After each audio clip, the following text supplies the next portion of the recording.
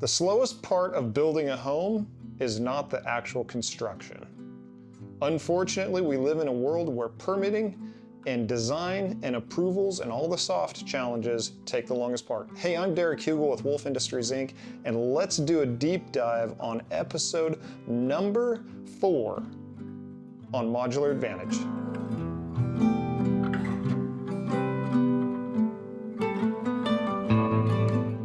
We can build a home in 10 to 12 days down our production line using quality materials, putting out a quality product, and yet it takes anywhere from 1 to 9 months getting permit approvals.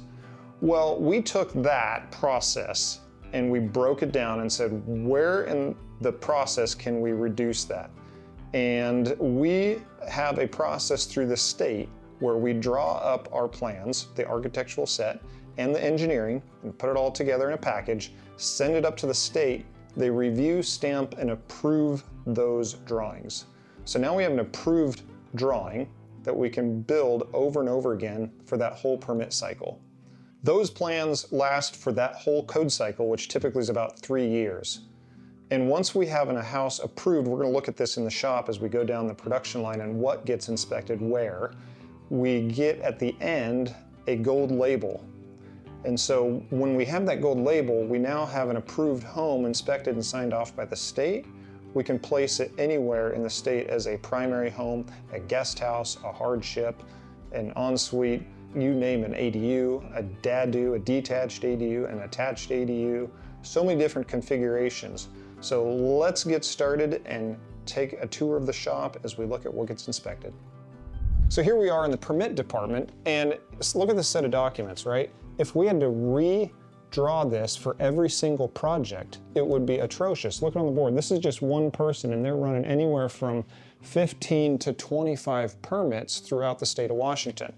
We don't have to redraw this every time. All we need to do is draw a site plan, assemble all the already approved drawings, and submit for approval. Noel here is one of our lead permit technicians and cranking out permits. We're very thankful. So here we are in stage 1 of the shop, and we are building a floor right here, and we've got all the underhouse plumbing, electrical, and so forth ran through the floor. We'll get an inspection at this stage. So they'll be looking at all the underhouse plumbing and making sure that it meets all the current IRC code, International Residential Code. Very key, because that's different than manufactured homes where they're building to the federal code, which is totally separate.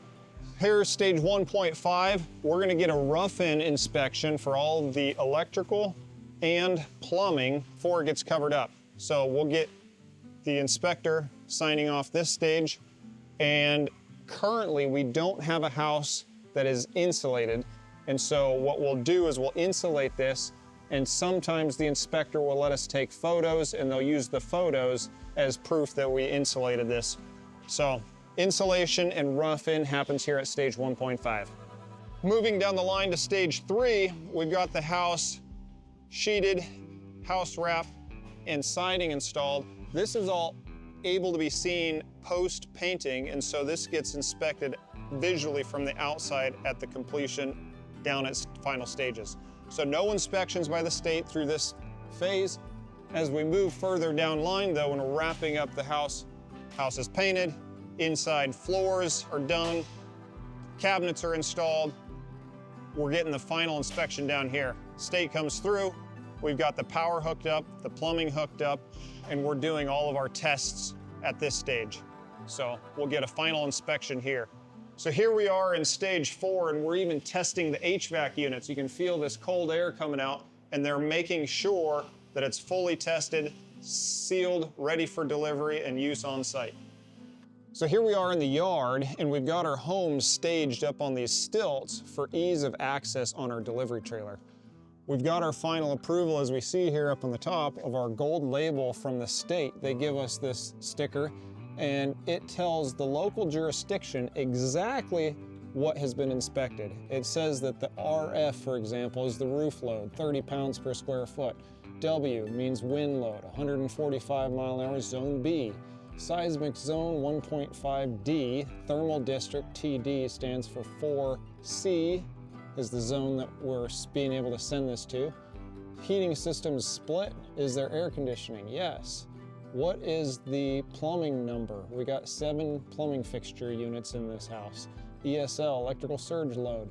We got the section or year approved. This was approved, this plan approval was done in 2023. This house is built in 2026. Like we were talking earlier on the video, this plan approval is good for the code cycle. So 3 years, 4 years, sometimes it goes. It all depends on when they update it. Incomplete systems, IS. We got septic or sewer, we got electrical and plumbing. We'll go into that next and have a discussion on what that looks like. TC is a thermal, a type of construction, excuse me. This is a 5B, which is referring to the international code, International Building Code. And then the first one on this is the occupancy, OG, occupancy group, not original gangster, but OG, standing for occupancy group. R3 stand for residential. So PB 1 of 1, meaning this is 1 unit of 1 project. And then the rest is manufacturer number M700. That's Wolf Industries manufacturer number. And then we got the date at the top. So let's talk about incomplete systems. Like we were talking, IS on the gold label, telling the local jurisdiction what needs to be inspected. There is an NLEA with a full sheet explaining to the local enforcement agency what needs to be done. So if we look down here, we've got our strips of plywood staged, ready to go. And those are gonna be applied here on the side of the rim board and attached to the mud sill. That gets inspected and signed off on site. We got the plumbing tree all sitting loose, ready to get put together. So that'll be installed and tested and inspected by the local inspector. The part that the on-site electrical needs to review or inspect is the electrical. Luckily for us, our panels are mounted on the outside. We run our conduit straight up into the bottom of this panel, and the inspection point is right here. So once we have it installed, the local inspector will sign off from here down.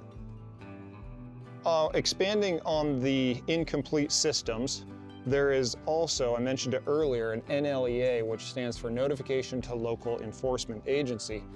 And this is broken into 2 sections. You've got, well, let's start with 3. The first is just general information, talking about the customer and where it's going and what type of construction occupancy. But then it goes into the building department and the electrical department, 2 separate different people doing inspections. This is going to show, just like this, connecting to site water. This is going to do roof decks as applicable, stairs and exterior ancillary things that may have been purchased, like decks, stairs, or a little porch. Anything that needs to be done for the siding, which is going to go on over the top of that strip of plywood we were talking about. And the electrical department over here then tells them your emergency disconnect label, make sure that's installed. Site portion of the ground electrode connection, which is your ground rod. You want to make sure the house is grounded. So they'll inspect to make sure that cable is hooked up. And then of course you've got your electrical supply. This is just a way more robust document going through the incomplete systems that we looked at on top of that gold label. So thank you for watching with Modular Advantage episode 4, going over permitting and inspections. As we start the next episode, number 5, make sure and watch for the final on-site delivery and setup advantages of modular housing. Thanks for watching. Make sure to like and subscribe below, and we'll catch you on the next video.